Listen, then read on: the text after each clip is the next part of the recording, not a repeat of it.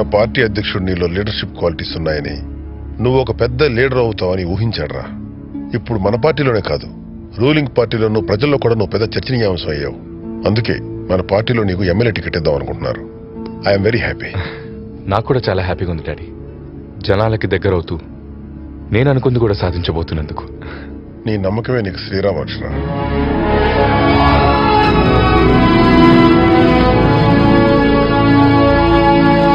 Chaitanya, youth లీడర్గా నీ రాక పార్టీలోనూ ప్రజల్లోనూ చర్చనీయాంశం అయిపోయిందయ్యా. అసలే మన పార్టీ విశ్వాసం కోల్పోతున్న ఈ రోజుల్లో నిన్ను మీ నాన్న యూత్ లీడర్గా చేయమన్నప్పుడు ఎంతో ఆలోచించాను. కానీ పదవిలోకి వచ్చినప్పటి నుంచి నువ్వు చేపట్టిన కార్యక్రమాలు, వాటి వల్ల ప్రజల్లోకి వస్తున్న స్పందన చూస్తుంటే ఇట్స్ గ్రేట్. నీలాంటి వాడికి ఎమ్మెల్యే సీట్ ఇవ్వడం వల్ల నువ్వు గెలుస్తావు, నీతో పాటు అందరినీ గెలిపిస్తావు. చెప్పు చైతన్య, ఏ నియోజకవర్గం నుంచి పోటీ చేస్తావు చెప్పు. మీరు నాపై చూపించిన నమ్మకానికి చాలా సంతోషం. కాకపోతే నేను ఎమ్మెల్యేగా నిల్చోవాలంటే నేను అనుకునే కొన్ని కండిషన్స్ ని మన పార్టీ ఎజెండాలో చేర్చుకోవాలి. ఏంటి కండిషన్సా? పార్టీ ఎజెండాలోనా? ఏంట్రా నువ్వు అనేది? అవును నాన్న. రై, పార్టీలో ఎంతో మంది సీనియర్స్ ఉన్నప్పుడు మధ్యలో నీ పెత్తనం ఏంట్రా? నోరు మూసుకుని అధ్యక్షులు చెప్పినట్టు చేయి. నేను చెప్పింది వింటే బలహీన పడిన మన పార్టీ ప్రజల్లో మరింత బలం పుంజుకోవడానికి అవకాశం ఉంటుందని నా నమ్మకం. ఏమిటో చెప్పు సార్. నేను చెప్పాలనుకుంది ఏంది అధ్యక్ష, ఆ పిల్లగా చెప్పేదండి మేము వినేదేంటి? పెన్నానది డ్యామ్ గురించా?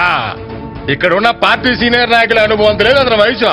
ఇలాంటి మీటింగ్లు పెట్టి మమ్మల్ని అవమానపరచడే కాకుండా మా టైం అంతా వేస్ట్ చేస్తున్నారుగా. పార్టీ అంటే మనం ఓడినా గెలిచినా మనమే బాధ్యత వహించాలి.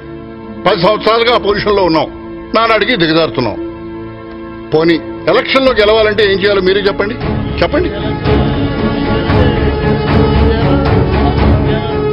ఏదో మన అధ్యక్షుడు ఇలా చెప్పమంటాడు, సడన్ గా చెప్పమంటే మనం ఏం చెప్తాం? చూసారా, మీరు చెప్పరు, ఎవరైనా చెప్తే వినిపించుకోరు. పార్టీ అధ్యక్షులు మీరు ఎట్ట చెప్తే అట్ట అంటాం. నువ్వు చెప్పవయ్యా. తల్లిదండ్రులు మనకు జన్మనిస్తే ఓటరు మనకు జీవితాన్ని ఇస్తాడు. ఓటర్లను ప్రలోభాలతో మభ్యపెట్టకుండా గౌరవించటం నేర్చుకుందాం. మన నిజాయితీని చాటి చెప్తూ ఓటు విలువ గురించి వివరిస్తూ ఓటర్ బాధ్యతని గుర్తు చేద్దాం. చాలే ఆపోయా. ఎలక్షన్ లో ఓటర్ కి డబ్బు పంచకూడదా, మందు పోయకూడదా? పొద్దున్న లేస్తే ఉప్పు పప్పు జనానికి ఎంత అవసరమో ఎలక్షన్లు వచ్చినప్పుడు డబ్బు మందు కూడా అంతే అవసరం. ఇదిగో ఎన్నికలప్పుడు ఓటర్లకే కొత్త పెళ్లి కొడుకు మర్యాదలు చేసినట్టు చేయకుంటే కూతుర్ని పుట్టింటికి పంపించినట్టు మనల్ని కూడా పంపిస్తారు. ఎన్నికలప్పుడు ఓటరుకు మంచి చెడు లాంటివయ్యా మందు డబ్బు. ఇంకా ఏందే కూర్చున్నారో? లేండి, ఇక్కడే విందు భోజనాలు పెట్టడంలా. మరి ఇంకా సూత్రం లేకుండా చైతన్య చెప్పేది కదా, వినండి అయ్యా. అతను చెప్పేది వినడం కంటే పార్టీ నుంచి బయటకు వెళ్ళిపోవడం మీరే అనిపించట్లా? ఆ సంగతి అయితే మీరే నిర్ణయించుకోండి. ఇగో నాగ్య నాయక్ గారు, ఉడుకుని రాజకీయాలకు తీసుకురావడం తప్పేం కాదు, కానీ కొత్త ఐడియాలతో పార్టీపై ప్రయోగాలు చేయొద్దని చెప్పండి.